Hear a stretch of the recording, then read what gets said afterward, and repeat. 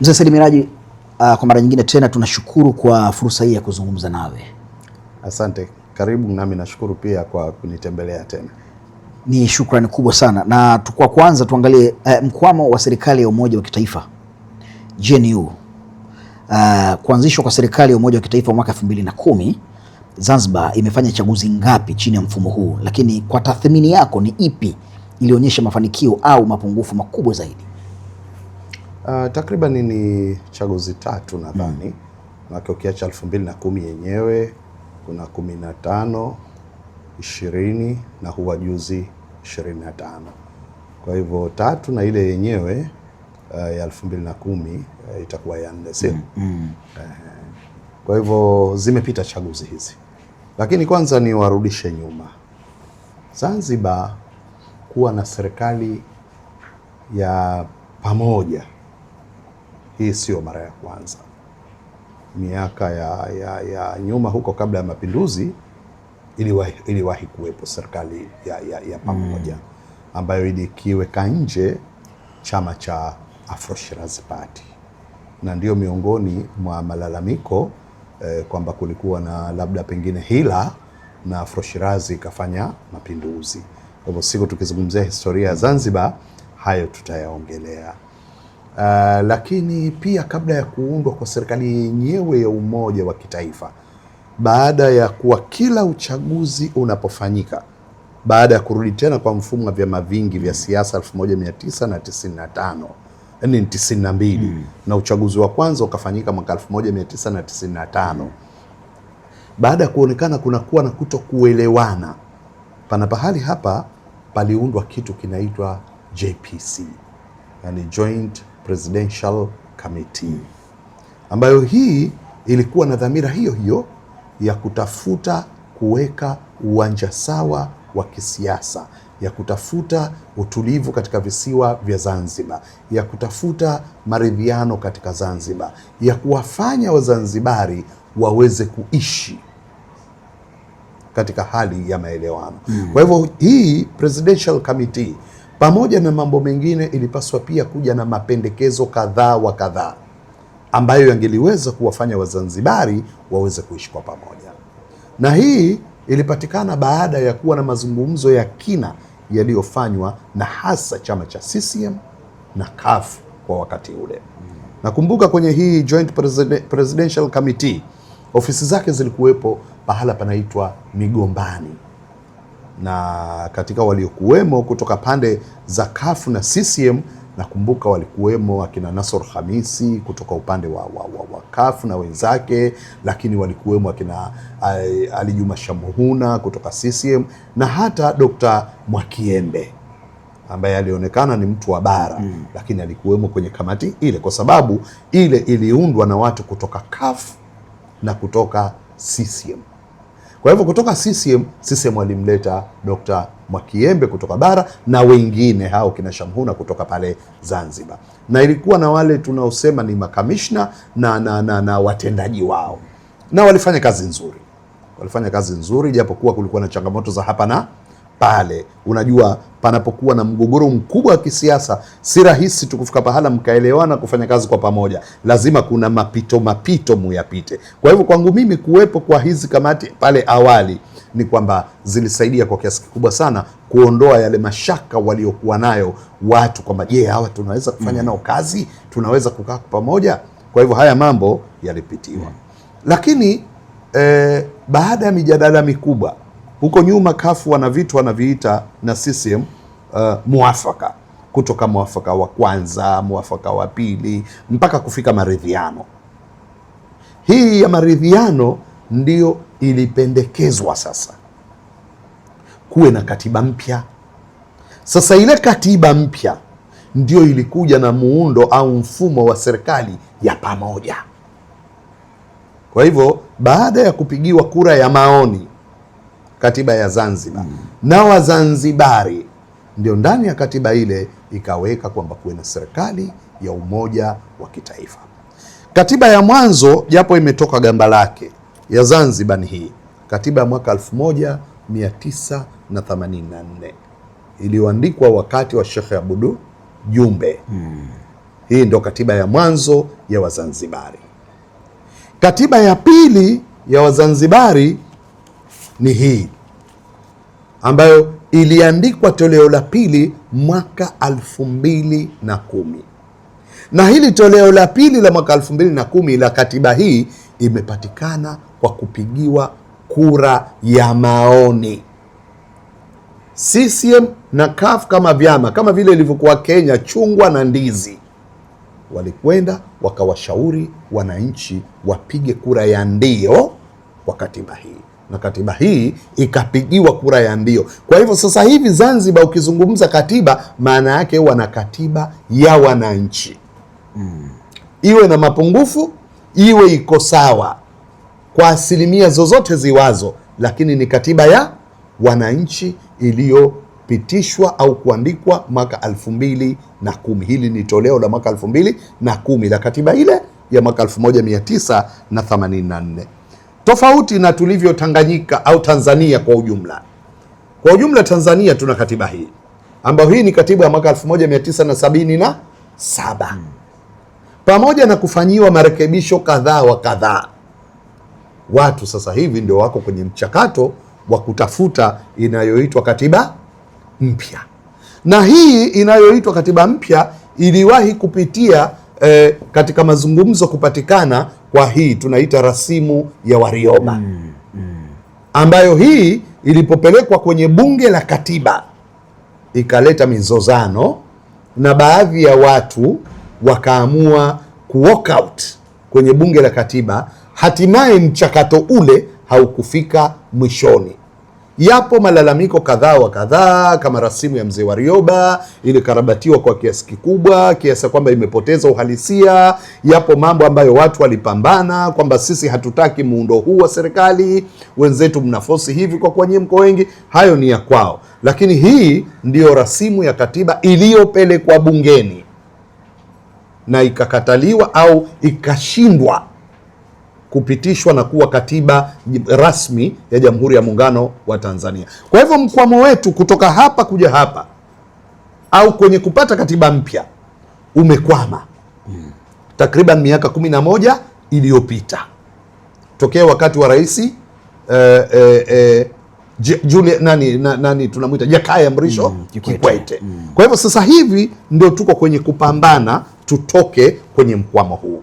Sasa kwa Zanzibar walitoka kwenye huu mkwamo wakaandika katiba yao, na ndiyo iliyoleta hiyo kuwepo kwa serikali ya umoja wa kitaifa. Ingawaje katika utekelezaji wake yapo mambo yanaonekana kwamba yamekuwa yakiwa na panda shuka.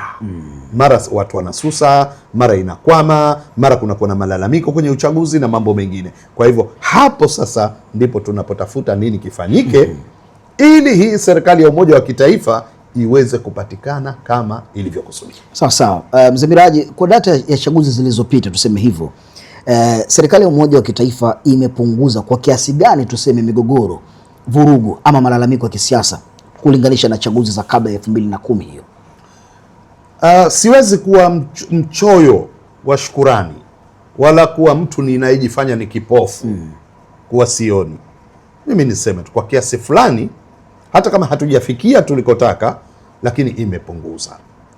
Kwa sababu ilikuwa kila baada ya uchaguzi Zanzibar kunaibuka vurugu ambazo zilifikia kilele kikubwa ambacho hakitasahaulika mwaka 2001,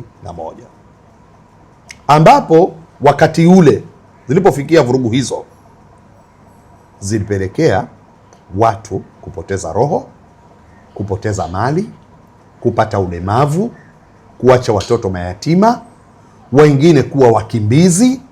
Unajua kuna Wazanzibari pamoja na kwamba watu hawaelewi historia ya Zanzibar, walianza kukimbia katika visiwa vya Zanzibar tokea mwaka 1964 baada ya mapinduzi. Kuna Wazanzibari walikimbia, wengine walikwenda Tanga, wengine wakaja Dar es Salaam, wengine wakaenda Mombasa, wengine wakakimbilia Oman, wengine wakakimbilia Uingereza, na hiyo trend ilikuwa inaendelea kila baada ya kipindi. Hata baada ya uchaguzi wa mwaka 1995. Unajua zamani Wazanzibari na Watanzania kwa ujumla ilikuwa tunaingia Uingereza bila ya visa. Kwa sababu sisi tulikuwa tumo katika jumuiya ya Commonwealth. Jumuiya ya Commonwealth, wanachama wake walikuwa wanaingia Uingereza bila ya visa, lakini kufuatia trendi ya watu kumiminika kwa wingi, wengine wa Somali wanasema wao ni Wazanzibari, wengine sijui wa nchi gani wanasema wao Wazanzibari, na inaonekana watu wanatoka maeneo tofauti na Zanzibar bado wanasema Wazanzibari, wanatumia mgongo huo. Waingereza wakapiga marufuku kuingia bila ya visa. Hapo sasa ndio watu wakaanza, mpaka 1995 kuna watu waliwahi kwenda bila visa immediately baada ya uchaguzi. Baadaye likatoka tangazo kwamba watu wote watakaotoka, aidha iwe ni Tanzania, uwe ni Mzanzibari, uwe ni nani, utaingia kwa visa. Kwa hivyo likaja hilo jambo la kwamba watu wanaingia kwa visa. Kwa hivyo haya mambo yote yalitokea kutokana na nini? Kuwepo kwa mvurugano wa kisiasa, hasa baina ya CUF na CCM. Miongoni mwa mambo mabaya mengine yaliyowahi kutokea ni watu kuto kusemezana, ni watu kuto kuzikana, ni watu kuto kushirikiana katika shughuli za kijamii, ni watu ndugu uzao mmoja, ukoo mmoja kubagukana. Watu walifika hatua hawapandi gari moja. Imefika hatua unaenda dukani hauziwe hata kahawa, mtu hakuuzii. Imefika hatua unaswali, wewe ni Muislamu, msikitini kwenye safu watu wanakuachia, imamu unaambiwa, kuna msikiti mmoja unakuwa na jamaa mbili wanaswali, watu wanaoamini itikadi fulani, halafu wanakuja wanaswali watu wanaoamini itikadi fulani. Ilifika hivyo Zanzibar kwamba watu wakiingia wanatoka yani kabisa kabisa, akikukuta ndio wewe ambaye sio itikadi yake, basi wanakuachia msikiti. Na katika historia kubwa ambayo haitasahaulika Zanzibar ni hiki kitabu Mauaji ya Kutisha 2001 ambacho kiliandikwa kufuatia mauaji yaliyotokea mwaka 2001 kwenye maandamano yaliyofanyika Zanzibar. Watu walikufa, na ukitazama kitabu hiki kimeeleza historia ya mapambano, kimeeleza matukio yaliyokuwa yanatokea nyakati mbalimbali, kimeeleza hali ya mapito ya kisiasa kabla na baada ya uhuru ya mapinduzi ya Zanzibar. Lakini pia kitabu hiki kimekuwa kimedadavua na kuonyesha watu wote waliopatwa na matatizo ya kufa wakati wa tunaita hayo maandamano. Hawa ni baadhi yao waliokufa hao, yaani kila aliyepatwa na janga la kufa katika maandamano. Unajua Zanzibar ni ndogo kwa hivyo Wazanzibari ilikuwa ni rahisi kuweza kwa hivyo kila aliyepatwa na lile, picha yake na jina lake kwenye kitabu hiki utakipata. Na kitabu hiki kiliandikwa na wenyewe chama cha wananchi CUF. Orodha ya majina ya marehemu hii hapa, wote waliokufa kwenye maandamano yale, takribani watu 45 waliofariki hao, na kila mmoja aliandikwa. Lakini kabla ya hapo kulikuwa na mambo kadhaa wa kadhaa yamekuwa yakipita. Kwa mfano, kulikuwa na kesi za uhaini. Leo hapa tunaona kuna kesi ya uhaini ya Tundu Lissu. Kule kuliwahi kuwa na kesi ya uhaini, ukiacha mbali ile ya mwaka 1964 ya 1972 ya kuuawa kwa Karume, lakini kumewahi kuwa na kesi ya uhaini. Kwa mfano, baada ya kuanzishwa kwa mfumo wa vyama vingi, kuna mtu anaitwa Juma Othman Juma aliwahi kufunguliwa kesi ya uhaini wakati iko katika hatua za awali pale mahakama ya mkoa ikabadilishwa kuwa sedition, uchochezi. Lakini hawa unaowaona hapa, watu 18 hawa wamekaa ndani takriban zaidi ya siku 1000 na kwa kesi ya uhaini pale katika visiwa vya Zanzibar. Hawa ukiwataja utakuta kuna mtu anaitwa Machano Khamis Ali ambaye ndio alikuwa anashika slogan, kwa sababu ile kesi inaitwa Machano Khamis Ali na wenzake dhidi ya serikali ya mapinduzi Zanzibar. Lakini kuna Sudi Sufu Mgeni, kuna Hamad Masudi, kuna Nani Hassan, kuna Hamza alikuwa komado, kuna Juma Duni, kuna mtu alikuwa anaitwa Jaji, kuna Saidi Zamu, kulikuwa na wanawake wawili, mmoja anaitwa Bizuleha, mwingine anaitwa Bizainab. Wapo jumla ya watu 18 akiwemo Nasor Sefu, akiwemo Sharifu Haji Dadi, akiwemo Hamadi Mmanga, akiwemo tunasema Pembe Ame Manja na wenzao. Hawa 18 walishtakiwa kwa kesi ya uhaini Zanzibar. baada ya kuwa kuna mivutano ya kisheria pale mahakama ya mahakama kuu Zanzibar, wakakata rufaa kuja mahakama ya Jamhuri ya Muungano wa Tanzania, Court of Appeal. Nadhani jaji aliyokuwa nayo pale, kama sikosea, alikuwa anaitwa Kihio. Walipo appeal ikaletwa kwa Jaji Kisanga Robert. Katika maamuzi aliyoyatoa jaji wa Court of Appeal, Jaji Robert Kisanga alisema kwamba huwezi kufanya uhaini Zanzibar. Maana yake kumuua rais wa Zanzibar au kumuondoa madarakani rais wa Zanzibar sio uhaini. Katika makosa ya uhaini Tanzania, anayeweza kuambiwa unataka kufanya uhaini aidha kwa kumuondoa au kwa kutaka kumuua au kwa kukamilisha dhamira yako ni rais wa Jamhuri ya Muungano wa Tanzania. Kwa Zanzibar hakuna hiyo. Huwezi kuwa haini kwa kutaka kumuondoa madarakani rais wa Zanzibar. Ukimuua ni mada, kesi ya mauaji tu, kesi ya mauaji, kwa sababu rais wa Zanzibar hata katika baraza la mawaziri huku anakula kiapo kama waziri, kama mjumbe wa baraza la mawaziri anakula kiapo kama waziri. Kwa hivyo yapo mapito ambayo Wazanzibari wamepitia kwa kiasi kikubwa. Hasa kwa msingi huo, kupatikana kwa serikali ya umoja wa kitaifa, miongoni mwa faida zake ni kwamba watu wanafanya siasa kwa utulivu. Zamani huko ukifanya siasa, kama hukupigwa mabomu na polisi, utaambua uwanja huu watu wa chama kingine wanautumia kwa mpira, wewe huwezi kupata uwanja. Wanafanya sijui wanaita mambo gani yale ya kupika pale uwanjani na mechi zao, wewe umepewa uwanja rasmi, lakini ukifika pale unakuta watu wanacheza mpira na polisi wanakwambia sasa tunafanyaje sisi? Tuwatoe yale. Na wewe huwezi kwenda kufanya kwa sababu utasababisha umwagikaji wa damu. Na yako mambo kama hayo yametokea Matemwe na kwengineko. Watu wakapigana kabisa kwa kugombania kwenye uwanja. Mtu anapigwa na kamatwa, anaambia wewe ilikuwaje? Sasa mimi nilikuwa natenda usalama. Yaani nilikuwa nazuia ipatikane amani. Sasa watenda usalama kwa kuwazuia watu wasitumie uwanja. Hivyo vitu vilikuwa ni vya kawaida kabisa Zanzibar. Zanzibar ilikuwa ni kawaida kabisa, mkimaliza mkutano watu kukamatwa, kuwekwa ndani. Kwa mfano kama hawa watu walifunguliwa kesi ya uhaini ni baada ya sakata la mtu anayeitwa Salim Saba, Sheikh Salim Saba kujiuzulu.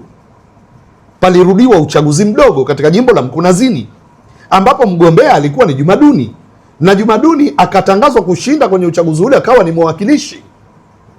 Lakini katika kufuatia harakati za uchaguzi ule pamoja na mambo mengine, uchaguzi mdogo wa Mkunazini ulizalisha kesi ya uhaini.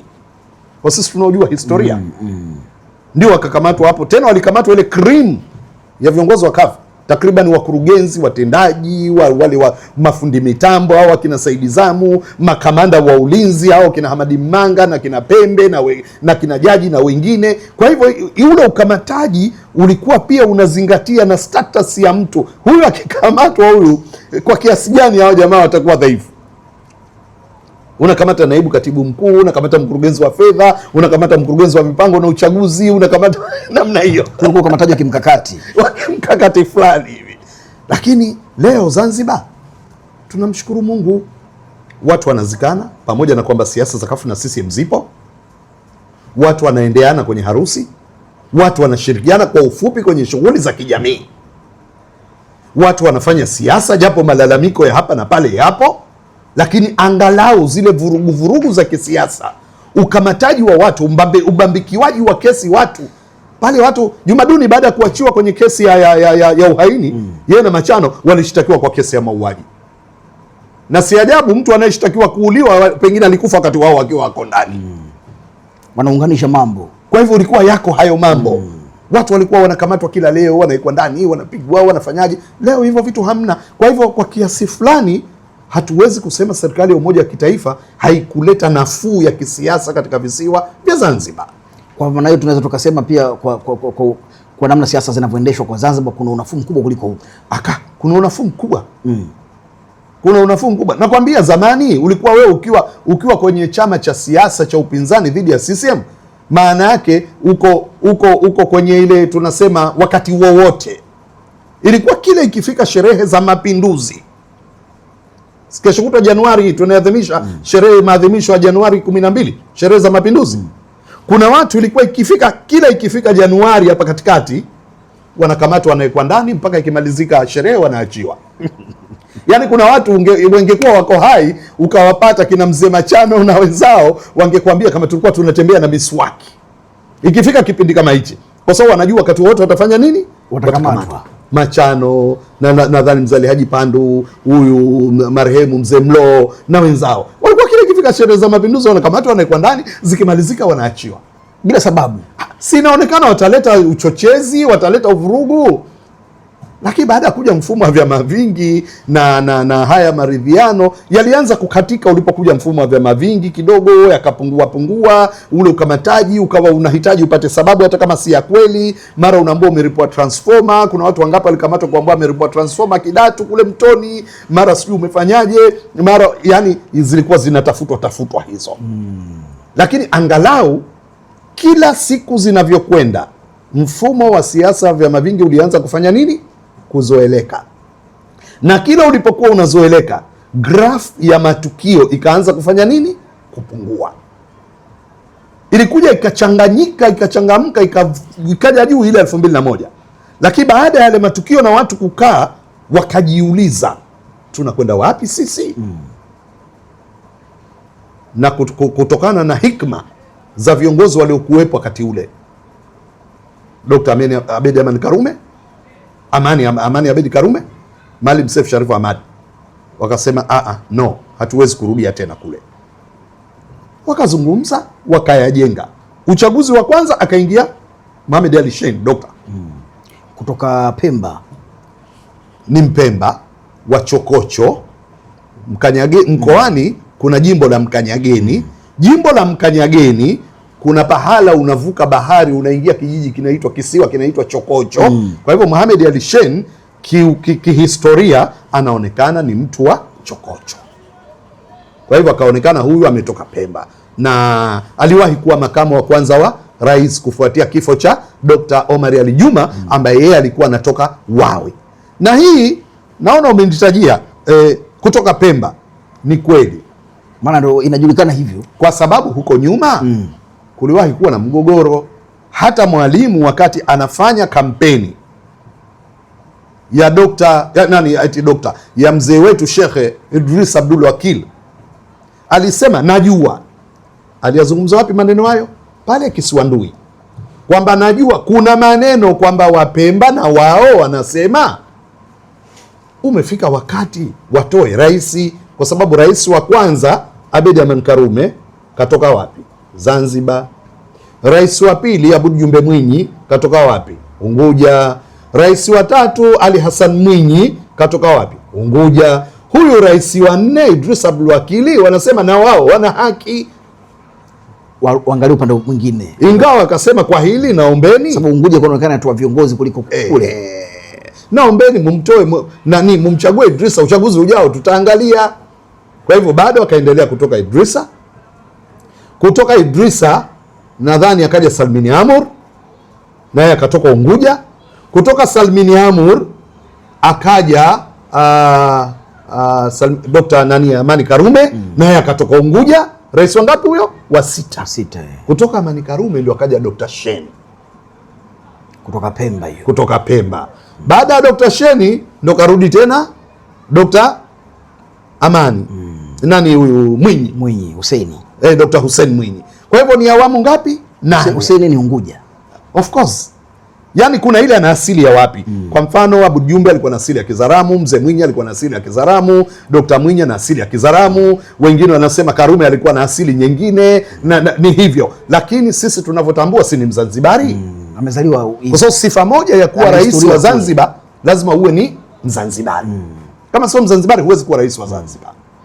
Kwa hivyo sisi tunasema ametokea kisiwa cha Unguja. Kwa hivyo hili kuna kipindi liliwahi kuleta mgogoro mkubwa wa kisiasa Zanzibar. Ile Unguja na Pemba. Hili lilileta mgogoro mkubwa sana wa kisiasa Zanzibar. Hawa wanaonekana kama wanapendelewa zaidi, hawa wapate nafasi. Exactly, kulionekana kuna tabaka kama linafaidika. Watu wa Pemba kama wako nyuma. Kama vile wanatengwa. Nakumbuka kipindi fulani wenye viti wa mikoa wa CCM walialikwa kuja kufanya ziara Zanzibar. wakati ule mwenyekiti nadhani wa wenyeviti alikuwa mzee Ramadhani Nyamka, wakapelekwa kisiwa cha Pemba. Sasa kosa lililokosewa, walipelekwa na meli. Kwa hivyo ukipelekwa na meli lazima ushuke bandari ya Mkoani, halafu upande gari upite kisiwa kizima kile kutoka Mkoani, Chake mpaka uje Wete na Micheweni.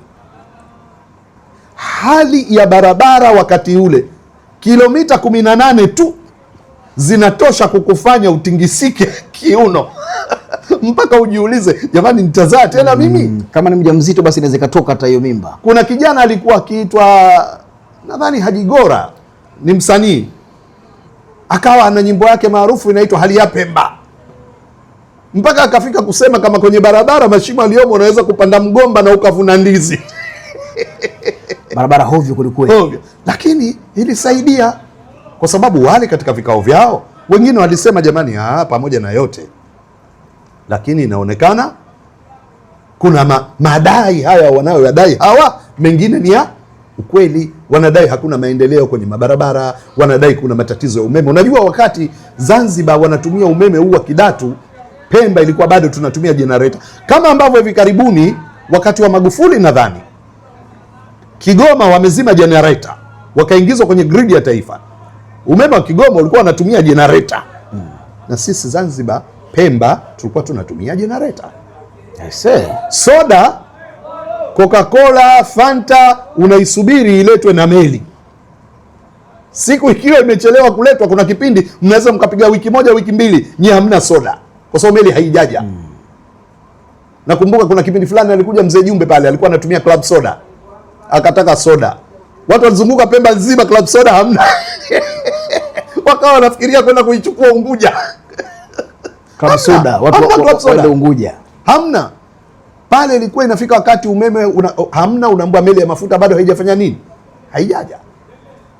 Kwa hivyo ni mapito ambayo watu walipitia, wakawa na huo mtazamo wa kwamba kwa nini sisi hata katika ajira za serikali. Unajua Pemba wengi pamoja na kusoma wanasoma kwa kupitia mfumo rasmi wa serikali, lakini wengine wanasoma kwa kujisomesha wenyewe, halafu wengi wamekuwa ni wafanya biashara kuliko waajiriwa wa serikali.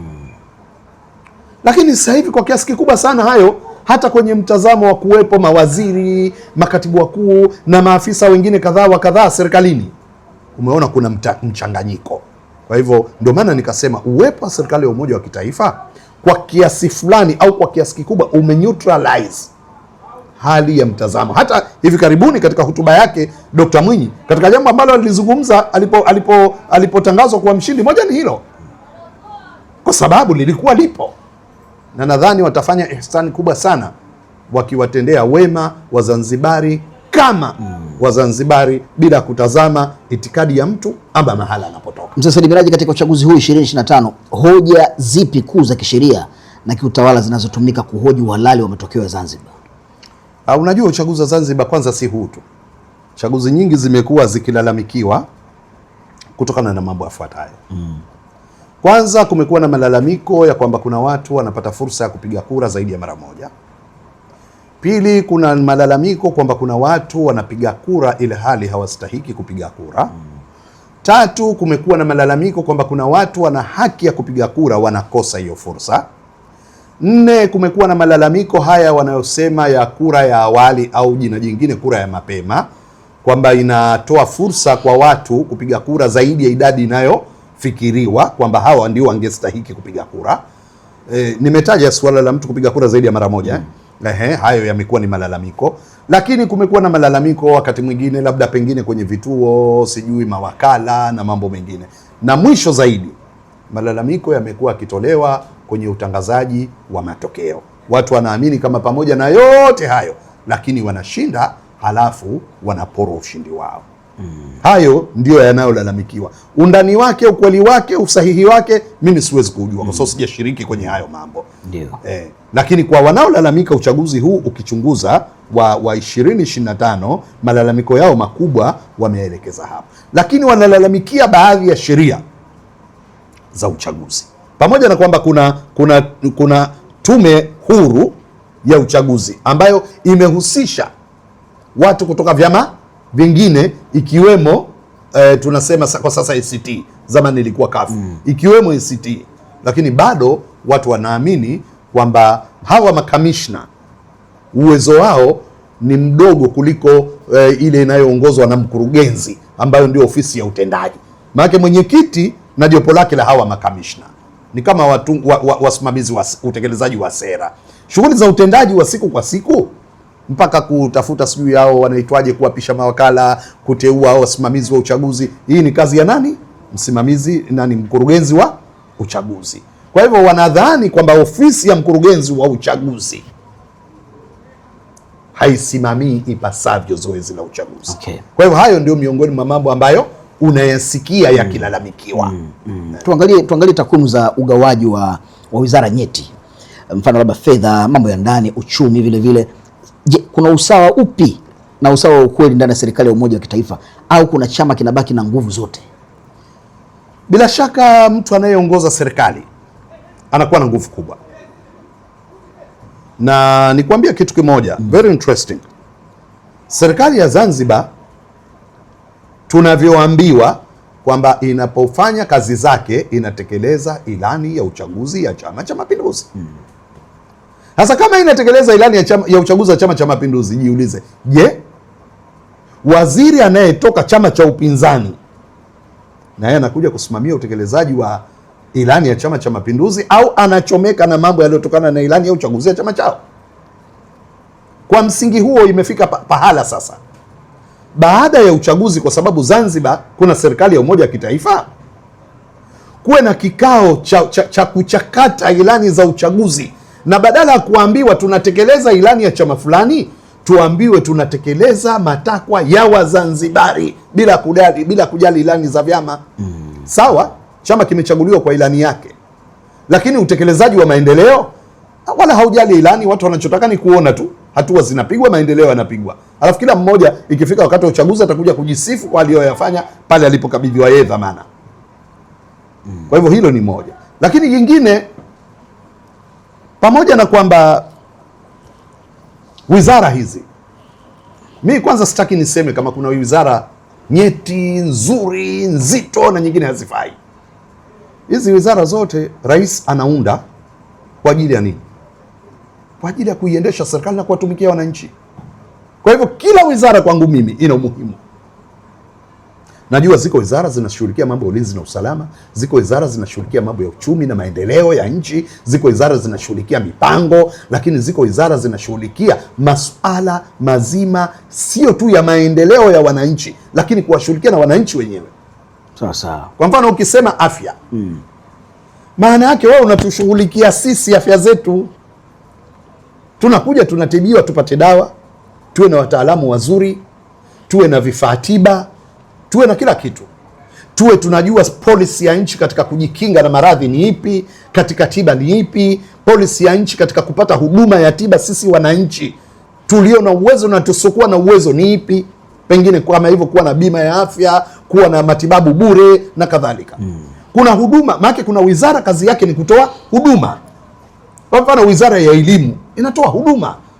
Tunataka tuone watoto wetu wanapata elimu stahiki, elimu yenye manufaa, elimu kama hivyo tunavyosema, elimu isiyokuwa na malipo, wanafunzi wawe wanapata elimu, walimu wanatoa elimu inayostahiki, lakini na wao wenyewe wahudumu wa wizara ya elimu, wizara ya afya na nyinginezo zinazotoa huduma wanapata mishahara mizuri, marupurupu. Kwa mfano umekuja ugonjwa wa corona, unataka kujua mustakabali wa madaktari wetu katika kulipwa mishahara, kupewa posho, kinga, wakipatwa na tatizo wanafidiwa nini? Kwa sababu serikali zetu zinao utaratibu ziliojiwekea wa kufidia. Mimi nikwambie, Zanzibar wakati wa utawala wa Sheikh Karume, zao kuu la uchumi la visiwa vya Zanzibar ilikuwa ni karafuu. Unapoanguka mkarafuu, wakati unachuma karafuu ukapata majeraha, ukaumia, ukapata ulemavu, serikali ndio inayokufidia, kwa sababu umepata ajali ukiwa unaokoa zao kuu la uchumi katika nchi. Sasa je, leo tujiulize, mtu akianguka mkarafuu wakati anachuma karafuu, bado hiyo privilege ipo? Kwa hivyo kuna mambo mbalimbali hapa. Kuna wizara za kimkakati, na mimi nakwambia, fanikiwa kwenye uchumi wa buluu, fanikiwa kwenye wizara zako zote utakazoziweka, zikiwemo vikosi tawala za mikoa na vikosi vya SMZ, sijui uchumi na mipango, wizara ya fedha, zote fanikiwa. Lakini wananchi wakienda hospitali kama hawapati matibabu, utasikia kelele na malalamiko. Kama wizara ya ujenzi haishughuliki na kutengeneza barabara, utasikia kelele na malalamiko. Kama umeme haupatikani, utasikia kelele na malalamiko. Kama wanafunzi wanafeli kwenye mitihani, utasikia kelele na malalamiko. Ndio maana nikakwambia, kwangu mimi kila wizara inayoundwa inatakiwa ireflect mahitaji ya wananchi na serikali yao. Mzee Said Miraji, ACT Wazalendo kama chama kikuu cha upinzani ndani ya serikali ya umoja wa kitaifa imefanikiwa kwa kiasi gani kutekeleza ajenda zake za uchaguzi kwa kutumia nafasi za serikali? Ajenda kubwa ya kwanza ni kuleta umoja miongoni mwa Zanzibari. Imefanikiwa. Leo watu wanaweza kutoka CUF ile inaitwaje, CCM, wakaja huku na wakaonekana ni wenzetu. Zamani ulikuwa ukiwa CCM na mwingine akiwa CUF, shekhe, ni uadui. Wadu kweli. Wewe mwanachama wa CUF ukitaka kumalizwa kisiasa, simama na mtu wa CCM hata kama ni jamaa yako. Hata kama ni ndugu. Watu wanasema anatumiwa. Si tumemkuta na fulani bwana. Hata ilifika kwenye level za familia. Unaambia hao ndio watu wanaotupelekea siri zetu. Wakati mwingine kuwa karibu tu na watu wa CCM, kama mnafanya biashara, kama ni ndugu zako, kama ni nani, inakupelekea wewe usiaminike ndani ya CUF. Kwa watu walikuwa hawakae tena ndugu zao kwa sababu wana itikadi tofauti. Ilifika hatua watu wanakuogopa bwana. Waseme sijekaa fulani anauza siri zetu. Wasiwasi ndo akili eti. Lakini leo kuzungumza mtu wa CUF na wa CCM ni kitu cha kawaida sana. Sio chuki, sio hasama. Mnakwenda harusini, mnacheza pamoja, mnatunza pamoja, mnakwenda kwenye tarabu, mnakwenda kwenye mpira, mnafuatana, mnafanya shughuli zenu za kawaida, wala huwezi kuonyeshwa kidole kama unamwona yule kafuatana na fulani. Sasa hiyo ni achievement kubwa sana. Na ukitaka kufanya siasa, ondoa kwanza kidole cha chuki. Ile kuonyeshwa mtu kidole yule bwana, ukimanage kuiondoa hiyo, maana yake unatoa uhuru wa watu kuwa na maamuzi ya kufanya siasa. Ulikuwa ukitoka CUF kwenda chama kingine chochote cha siasa, wewe ni msaliti. Tunapigania demokrasia ya kila mtu aheshimiwe kwa mtazamo wake, lakini wale wanaopigania demokrasia, ukihama kwenda kwenye chama kingine, wanakuambia msaliti. Lakini sasa hivi ni kawaida, watu wanahama, wanaenda CUF, wanaenda inaitwaje hiyo ACT, utajua mwenyewe. Wanaenda Chadema, utajua mwenyewe. Ndio maana leo Zanzibar imeweza kutoa wagombea wa urais kutoka vyama chungu mzima. Zamani ulikuwa pale ukitoa CCM na CUF, wengine wote wanaonekana vibaraka tu hawa. Lakini sasa hivi watu wanatembea, wanafanya shughuli zao. Ni achievement hiyo, ku neutralize hali ya kisiasa katika visiwa vya Zanzibar. Faida nyingine ni hii ya kuweza kufanya siasa bila kuwa na mashinikizo kutoka kwenye dola, kukamatwa, kupigwa, kufanyaje. Si faida ndogo hiyo. Faida nyingine ni kushiriki katika ujenzi wa taifa, hasa katika suala zima la nini, la kuundwa kwa serikali. ACT ilikuja na wazo la kuwa na serikali ya umoja wa kitaifa miaka mingi kabla ya hii kuwepo, wakati huo ikiwa CUF. Kwa hivyo leo kupatikana kwa serikali ya umoja wa kitaifa, ajenda ya CUF ya kuwa na serikali ya pamoja, maana yake imefanikiwa. Iliyokuwa CUF ambayo sasa ni ACT, ilikuwa ni ajenda yao kwamba tufike pahala Wazanzibari tuwe na serikali ya pamoja. Kwa hivyo hiyo ni mafanikio makubwa, sio madogo. Sahihi kabisa. Mzee Said Miraji, kama hakuna marekebisho, ni hatari zipi za kisiasa na kijamii Zanzibar inaweza kukumbana nazo katika chaguzi zijazo?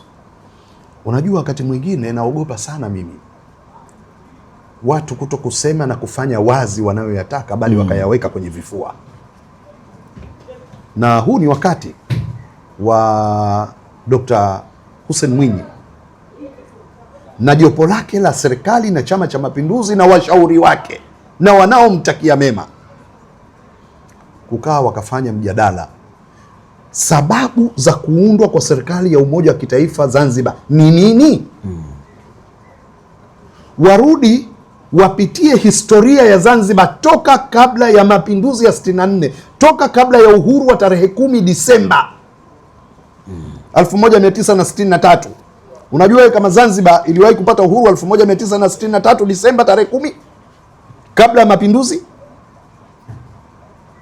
Warudi waitazame Zanzibar, wawatazame Wazanzibari, watazame mapito waliopitia Wazanzibari. Haja ya kuwa na serikali ya umoja wa kitaifa ilisukumwa na nini? Matukio yaliyopita.